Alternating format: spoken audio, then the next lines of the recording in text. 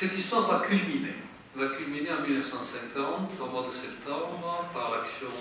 qui s'appelle Boléro Paprika, qui est donc une action sur le territoire français, sur la totalité du territoire français, qui va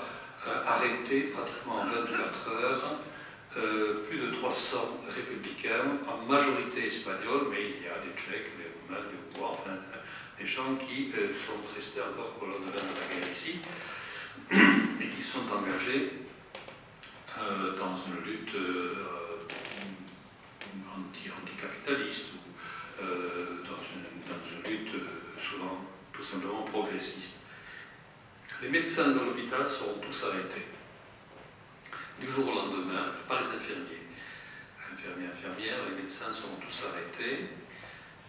mis en partie dans le fameux camp des sables qui est le camp de concentration de Muret, qui avait à peine servi il y a quelque temps avant, pendant la guerre,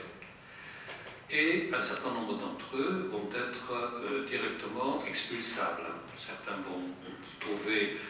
pendant quelque temps un refuge, un domicile imposé en Corse, d'autres vont partir soit vers le pays de l'Est, soit vers certains pays de l'Afrique du Nord. En tout cas, les médecins espagnols vont disparaître. Et ce n'est pas possible de laisser 60 à 80 patients malades, hommes et femmes, dans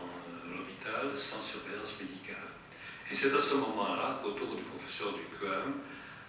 à l'instigation du Parti communiste français et de ses amis, qu'une équipe pluridisciplinaire va se créer. C'est Ducoing qui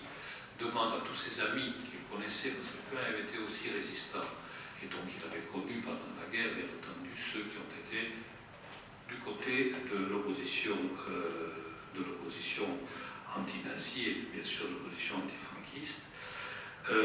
Et une équipe de médecins va se constituer autour de lui avec des gens comme le docteur Champagnat qui avait été un résistant, le docteur Barsoni qui avait été un ancien des brigades, le docteur Taubert qui avait été un résistant pendant la guerre,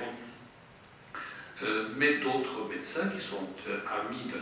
la République vont venir, le docteur Paillet, le docteur Beau, très rapidement, gynécologue obstétricien dont le nom est assez connu sur la place de Toulouse, et une équipe médicale va prendre le relais.